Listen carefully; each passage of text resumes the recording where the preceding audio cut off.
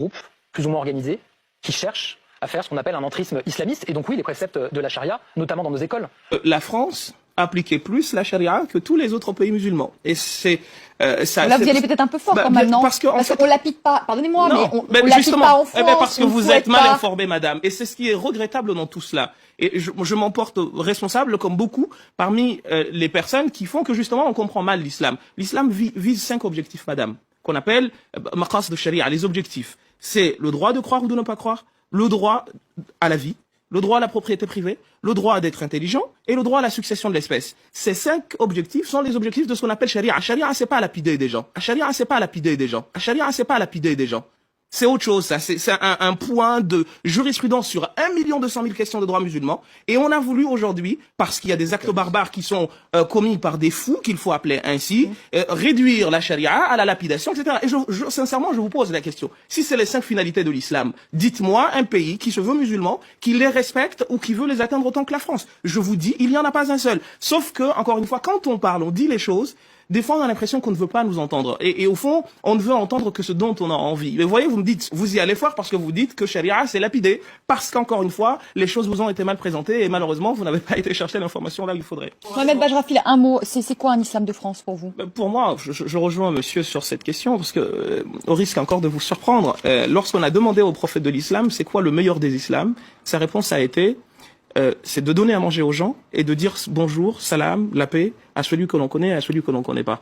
Donc, est-ce que c'est pas dans les valeurs de la République? C'est la raison pour laquelle tout à l'heure je vous ai dit, et ça vous a surprise, que finalement la France applique les finalités de l'islam plus que tous les autres pays qui se réclament de l'islam aujourd'hui. Donc, dire que l'islam et la République seraient antagonistes, sincèrement, c'est pas connaître l'islam et c'est pas non plus connaître les vraies valeurs de la République.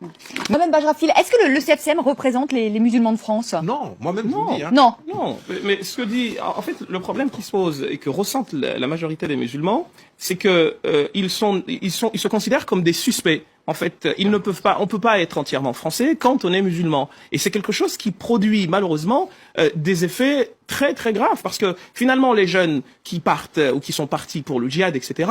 Eh bien, dans ce genre de discours, ils trouvent la raison de leur qui justifie le prétexte en se disant de toute façon, je ne serai jamais français entièrement parce que je m'appelle Mohamed ou parce que je suis considéré comme musulman, alors qu'il vaudrait être considéré à part entière comme des Français à part entière et l'histoire s'arrêterait là. Et sincèrement, quand je vois le Premier ministre, quand je vois le gouvernement s'intéresser à cette question, je me dis, mais là on est en train de bouger le curseur vers des questions qui ne sont pas les vrais problèmes. Le vrai problème de Mera, de Koulibaly et des Kouachi, c'est un problème qui n'a rien à voir avec les mosquées parce qu'ils les fréquentaient pas. Et c'est aussi quelque chose que l'on dit pas. C'est un problème socio-éducatif qui devrait être traité comme tel, mais on nous vient avec des solutions religieuses alors que ces jeunes-là, je ne les connais pas en tant qu'imam. Et pour être honnête avec vous, ceux qui vont jusqu'à ce bord-là ne me considèrent même pas comme musulman.